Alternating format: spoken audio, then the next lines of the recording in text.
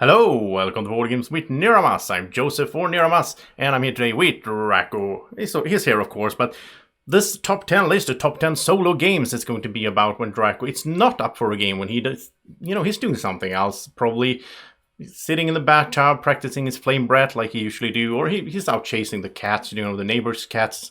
He doesn't burn them though, so don't worry, he likes them, but yeah, when he's not up for a game, I need to get some board game or card game on the table and play some solo. Now, let's start with number 10.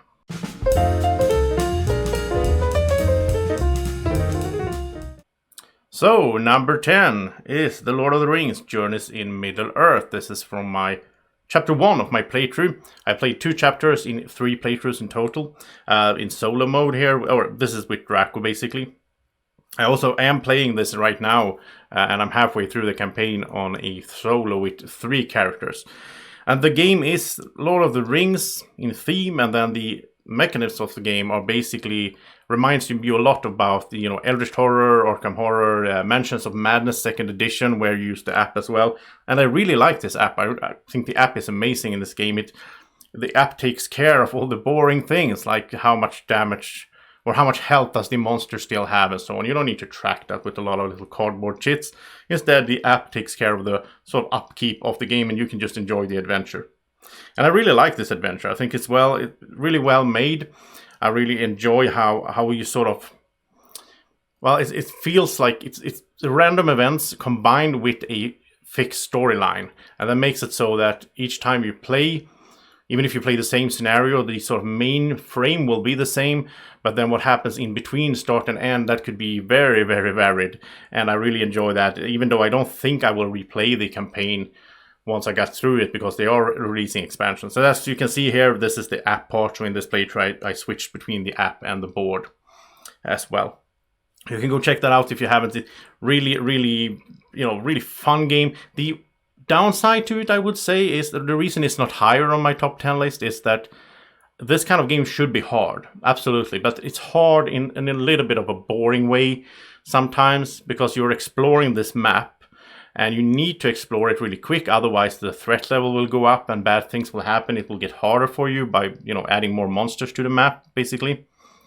So you have to sort of, there's this timer in it that always pushes you. I want to go and explore and test everything and try out, all the interactions you can do. But you can't do that. You have to okay, I'm going to skip this interaction. I'm going to head for the end of the scenario, which I can understand. Otherwise, maybe it should have been too easy. But at the same time, it's just sometimes I don't like that pressure. I had the same issue with Mansion of Madness 2nd edition as well, where I felt like I couldn't do everything I wanted to. In that game, though, the timer is sort of invisible, so you don't know when the timer is up, but in this game it's really obvious. You see the threat meter going. Anyhow, that is my number 10, Lord of the Rings Journeys in Middle-earth.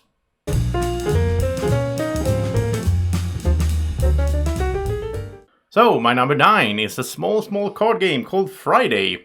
And Friday is a solo-only game. You can only play it solo. It's just a deck of cards, as you can see here.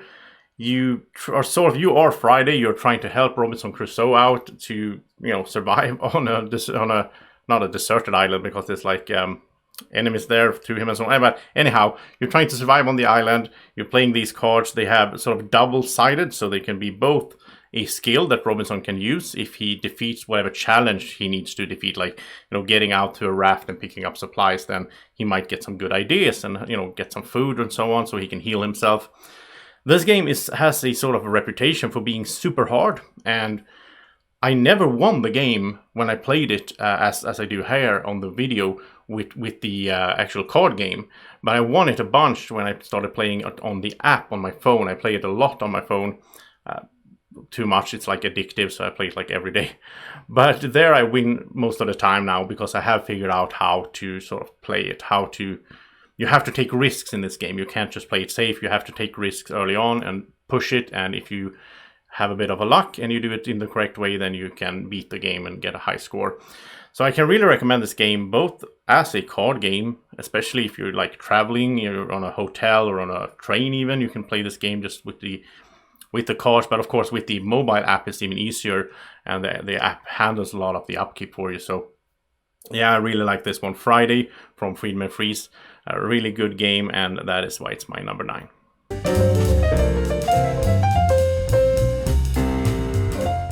And number 8, from Robinson Crusoe in Friday to the actual Robinson Crusoe Cursed Island, I think it's called. Escape from the Cursed Island. This is a huge game. It's a cooperative game. You can play, I think, up to 5 players, but I really like it as a solo game. This is from recently when I did a live stream, so you can go check that out to see the game more. I filmed most of these games that I'm talking about here, but in Robinson Crusoe, the board game, you're trying to... There's different scenarios. So in the sort of the base scenario, the first one, you're trying to build a pile of wood and light it on fire and get saved by some ship passing by the island. But in some of the other scenarios, you're trying to escape from King Kong, or you're trying to build a Robinson family on the island. And there's all these kind of scenarios. It's really well made. There's been a few different editions. So this is, I think, the 3rd edition with the banana for food, and there's really nice components and all that. The 1st edition, I had that one when it came out. I bought it and it was terrible. The rules were terrible. The game was good, but the rules were terrible and the components wasn't really that exciting as well. So now I think the game is something I really recommend at this stage, because now they have really fixed a lot of the issues with the game and now it runs smoothly. And it's really hard. This game is one of those sort of where it feels like you just get beaten down over and over and over. But if you can manage, if you can get to the end and you can get whatever objective there is at the end, it's so satisfying. It's so much fun. And I must say, I like this game on 2 or 3 players as well. But I prefer it on solo, because then I can just, handle everything myself. Because you are sort of... It's a worker placement game where you place your pawns or out on the board to do different things. So it's placed exactly the same if you're playing solo with 1 or 2 or 3 characters that if you're playing it cooperatively. I mean, the reason I like it co-op is because then, you get ideas, you can share, you can discuss with each other. But yeah, it's one of those games that I can really recommend for the solo gamer. Robinson Crusoe.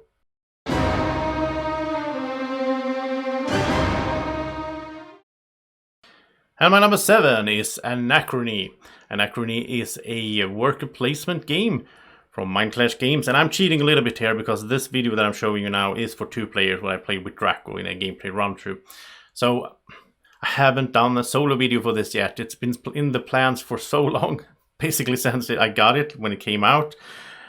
But for some reason, it's just something else showing up. And yeah, I'm going to do a solo playthrough of this sometime soon. Anyhow, in Anachrony, you do sort of, you have your workers, they go out to the city to bring you resources and build buildings and such. The cool twist, though, is that they can't go out there alone by themselves because it's, radiated or whatever in the future. So they go in these sort of mech suits that you have here. Really cool stuff. You put a little cardboard worker in the plastic sort of mech suit or whatever they called, and you bring them out on the board and they do their actions. It's not really needed, and it's not in the base game. You need to buy these suits, the exosuits, in a sort of expansion where you also get some more modules for the game. But I can really recommend it because it's so cool. And also the mechanisms in the game are really special because you're sort of borrowing items, resources from the future, from yourself. Which means that later on, in a later round, you need to send that resource back to yourself. Otherwise, there will be an anomaly in time. Really cool. It's like, 4 different factions, a 5th coming as well. I just, back the newest expansion on Kickstarter. I was out recently here. So they all have their different, like building, how they can build buildings, special abilities, and they also have different leaders. So you can play the same faction twice and you can have different leaders or even more because there's new leaders coming in the expansion as well. There's so much stuff for this game. There's all different modules. Wow. Yeah, and it looks so amazing. I think the looks of this game is just, perfect. This is my favorite game when it comes to artwork. I think, all board games. This is just it's so cool. I just love how this sort of clean environment, this artwork that's sort of, it really feels thematic. It feels like you are in the future in this sort of, nuked or whatever it is world, and you're trying to survive by building you need to, generate water, you need to generate energy and all that. Really cool game, Anachrony. I can recommend it for multiplayer as well. I love it as multiplayer game as well. It's in my top 10 of all time, but for solo, it's my number 7.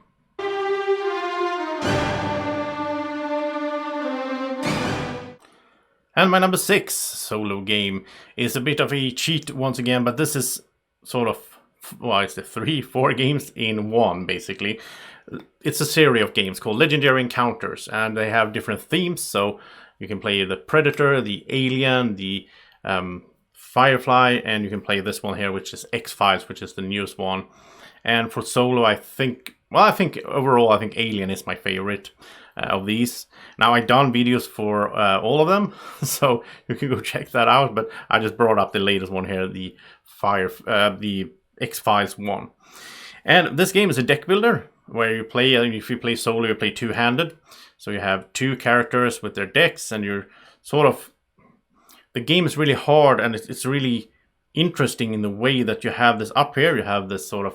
They call them different things in the different games, but basically you have a row of cards that is moving towards you, and they are hidden. So you need to scan these cards to find out what it is. It could be enemies, it could be some kind of clue or some kind of lead or help even. Most of the time it's a bad event or a scary enemy though.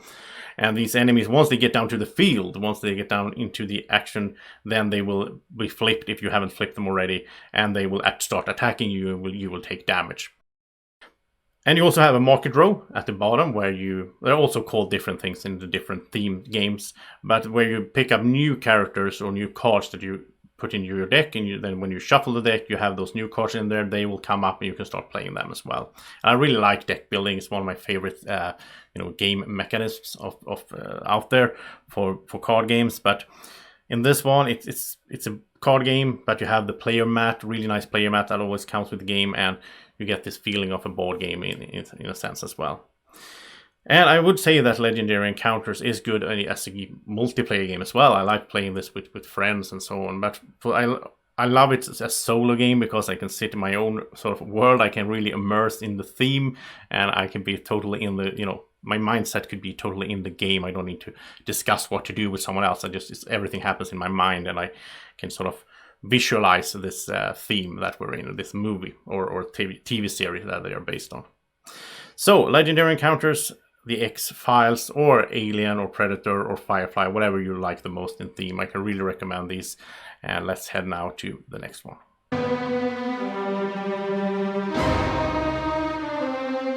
So, it's time for number 5 solo game, and this one is something I've been playing quite a bit lately, actually. It's Spirit Island. And in Spirit Island, this is a solo playthrough that I'm showing here, and I only use one character and one board. You can solo play this with 2 characters, or even 3, I guess, but it's really complicated, really complex when you get into having more characters or more of these spirits that are trying to protect this island from the invaders. And this is a sort of like Settlers of Catan in reverse in theme. You're trying to repel the invaders that are coming to your island, trying to bring blight to the land, and you're the spirit of the island. You're trying to defend it. In this one, when you play one-handed, which is fun in a way, but it could be really hard because you can't really reach everything, and you can't really combo like you can if you play two-handed. So I think two-handed is the way to go for solo. And I am working on a new solo playthrough as well for this one, where I will play two-handed and show you that as well. And in this one, you have these cards. It's all about hand management. So you have these cards, and you can play a certain amount of cards every round.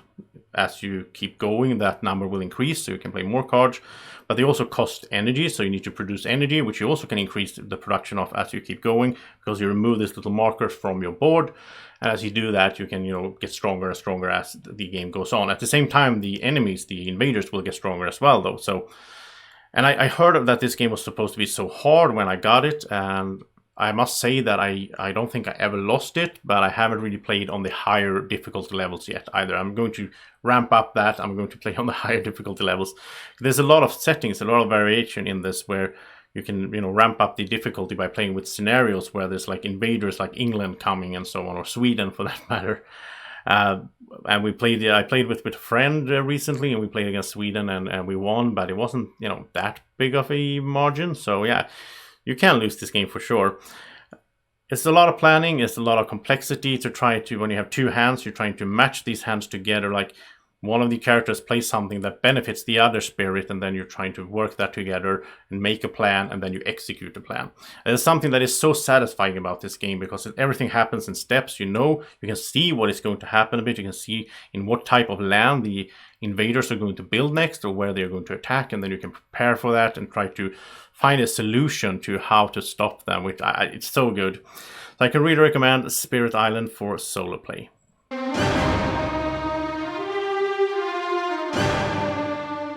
So my number 4 is This War of Mine. This War of Mine is well, here I'm cheating a little bit because this is the unboxing. I haven't done a solo playthrough for this yet, which is crazy because it's so good. But my miniatures are being painted by Martin right now. So once he's done with the minis, I am going to do a solo playthrough series of this, because this is a game where you're trying to survive as a civilian during a civil war. Really terrible theme, and it's really dark and wow, scary stuff happening, real life scary stuff basically. There's no monsters or anything, but the humans can be monsters in this kind of scenario.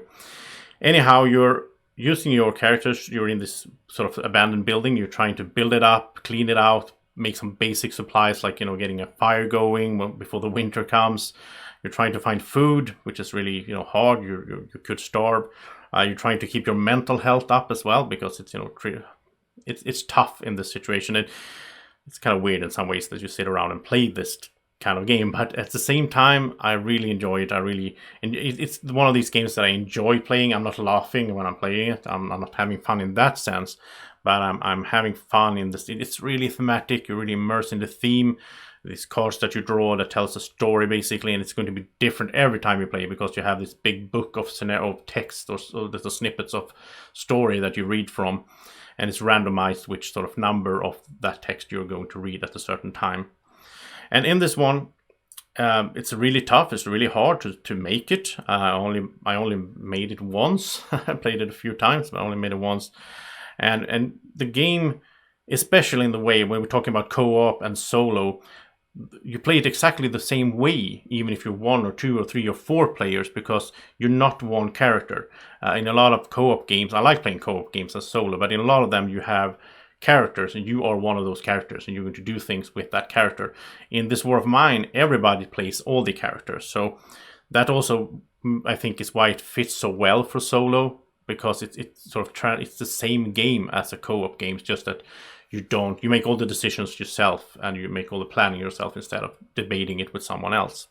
I do like it as a 2-player game, or 3, but solo is my absolute favorite for this one, and I look forward to bringing you this solo playthrough series later on here in the summer when I have those painted minis, and I will do that in sort of episodic way, because the game plays by days, so one day is like a game round, and that's like maybe 30 minutes, which is sort of, and then I can do episodes for 30 minutes each, and we'll see how far I get, because this game is really hard. And that's where the video ends, obviously. So let's go to my number 3.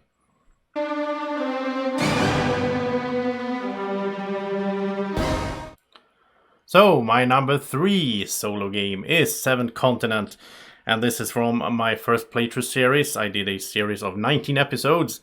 Season 1, where I went through the sort of first scenario. There's a bunch of different scenarios for this, and I just got the stuff from Kickstarter for all the expansions, and it's a quite hard game to get in that. Well, you can get it on the secondhand market, I guess, but it was only on Kickstarter. It might come to retail now. I'm not really sure. There's been back and forth on that, but Seventh Continent it's such an amazing game. It's just cards. It's just like, I think it's like 1,700 cards or something like that. These square cards, but anyhow.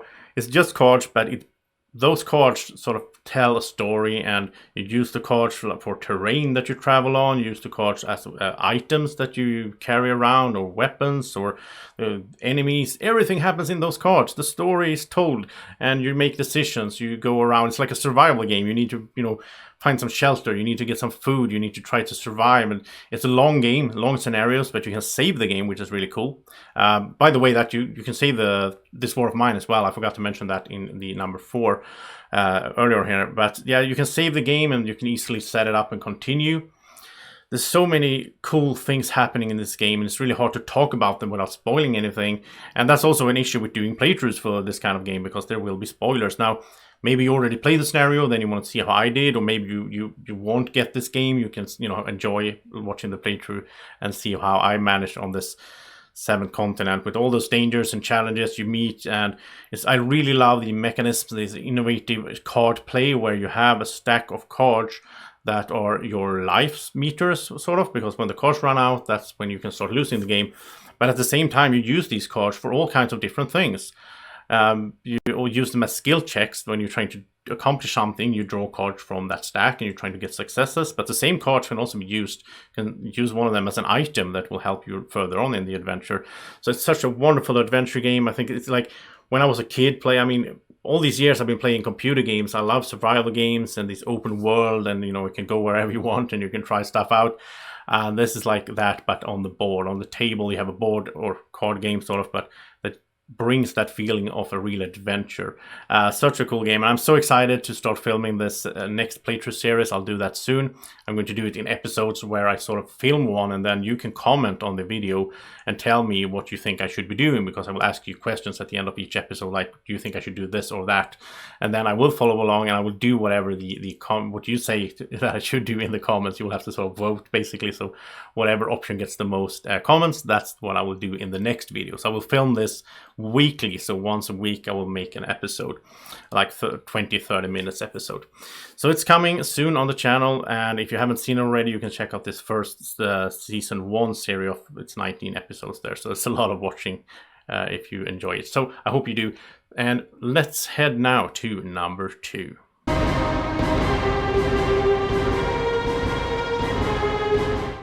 So my number 2 solo game of all time for me is Gloomhaven. And Gloomhaven is a massive game. It's a really huge box with a lot of stuff in it. There's a lot of things going on in the game. It's a dungeon crawl, but without dice, which is something, as you know, that I prefer to have cards instead, to have card draw. And in this game, you have your skill stacks that you draw from to see how well you do on attack or whatever. You have the enemy skill stack. It's a lot of cards you draw. There's a lot of hand management, which I really enjoy. You have these cards, as you can see, you get to do 2 cards each turn, but you do the top part of one card and the bottom part of the other card, which makes it so interesting. Because they have special abilities. Some cards, when you use them, they go away and your hand gets smaller, and that's also your life, because when you run out of those cards in your hand, then your character is sort of knocked out. So it has some similarities to like Spirit Island and 7th Continent in that matter. I think that's something I really, really like. I love having these different characters, and in this one you really play during a campaign, which is like 100+ hours. I played like maybe 80, 90 something. During that, you play as a bunch of different characters. You don't have one character. And I play 3-handed solo, so I have 3 different characters, and those are switched out as we go, because they will fulfill their sort of life goals, and we will unlock new characters that with new abilities, totally with new ways to play, new mechanisms, and then I have to figure out how I'm going to play this character well in combination in synergy with the others. It's so much fun. And I mean, these minis are cool. The standees, you go out in the dungeon, you fight different kind of monsters, you're trying to achieve goals, you pick up gold that you can buy new items for, you go up in level with experience. It's so good, and the components are so great. Everything about this game is just awesome. It's such a good game. If you have the time, you play a lot of solo games, if you have time to sit down and really play a game for hours after hours, and if you enjoy it, go check out Gloomhaven if you haven't, because I think I was always going to say it's my favorite solo game. It's not because I have my number 1 coming, but for this type of game, it's absolutely my favorite game, my favorite sort of dungeon crawl game. But enough of that. If you want to see more, you can go check out my videos. Here I did a live playthrough, I think. Yeah. Co Friday 6 Gloomhaven. All the links will be down in the description as well, at the bottom there in the spoiler section.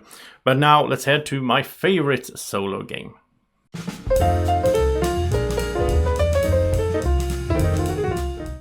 So my number one, which is also my number 1 game of all time, Terraforming Mars. Obviously my favorite solo game, and if you've been following along the channel for a while, you know this, because I've done like 35 or somewhere between 35 and 40 solo playthroughs of this with different corporations and different expansions and all that. I just keep making all these solo playthroughs as soon as a new corporation shows up, which is like a faction you can play. This is a card and board game where you play cards to, well, everybody knows what Terraforming Mars is, right? But anyhow, you play these cards to do different effects to affect the board and change Mars, terraform Mars into something where people actually could live, with raising the temperature, raising the oxygen, and so on. And in the solo game, you have a limited time to do this. You have a limited amount of rounds, or generations, as they're called. Yeah, and this game is about not just beating your own score, it's about surviving. And as you might have noticed on my top 10 list here, I don't think there's any game here really. Well, Anachrony maybe, but the games are not just about beating your own score and getting a good score. The games are about surviving, meeting a goal, doing an adventure. That's what I like when I play solo. And if Terraforming Mars had just been about, well, every time you just get a score depending on how you did, like a lot of Euro games are, I would have gotten bored. I mean, I played Agricola solo, I played Viticulture, Wingspan. Yeah, I played a bunch of Euro games as solo games, and it was fun for a while, but I usually get a bit bored of them. I don't bring them up again from the shelf. But with Terraforming Mars, it's about survival, and then if you survive, then you can count your score and see if you beat your own score. So you can't, it's this balance of, you can't just, go for point cards and trying to find the best way to generate points, because then you aren't terraforming the planet as you should, and then you might lose the game. And if you lose, it doesn't matter if you had a good score, because you lost. I love that system in this game, and that's why I think it's so great solo.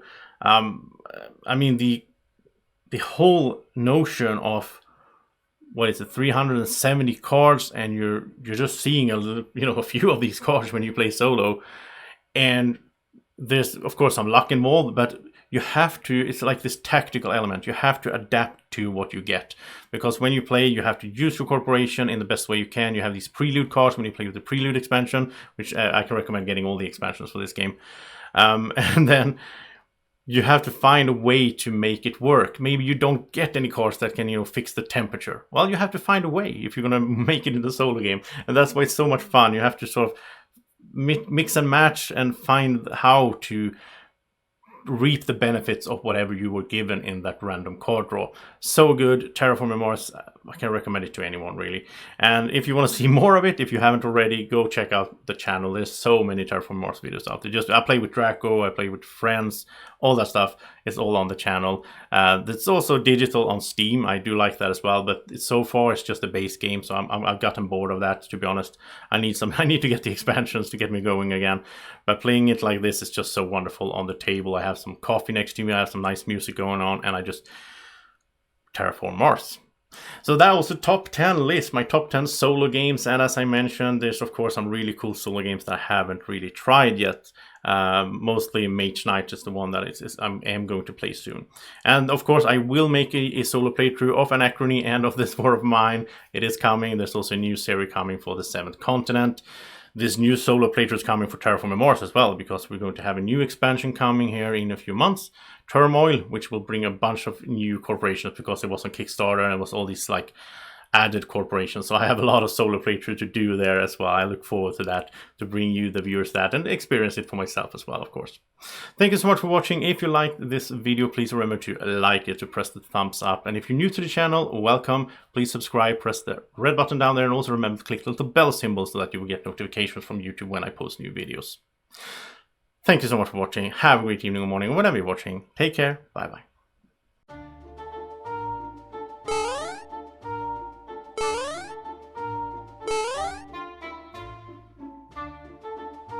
Be like Draco. Follow Board Games with Niramas on Facebook at BGW Niramas.